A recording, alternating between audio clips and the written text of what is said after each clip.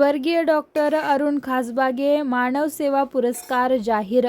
सन 2014-15 पासून स्वर्गीय डॉक्टर खासबागे स्मृती प्रतिष्ठान बुलढाणा यांच्या वतीने वैद्यकीय क्षेत्रात सेवाभाव जपून रुग्णसेवा करणाऱ्या डॉक्टरांना डॉक्टर अरुण खासबागे मानव सेवा पुरस्कार देऊन गौरविण्यात येते।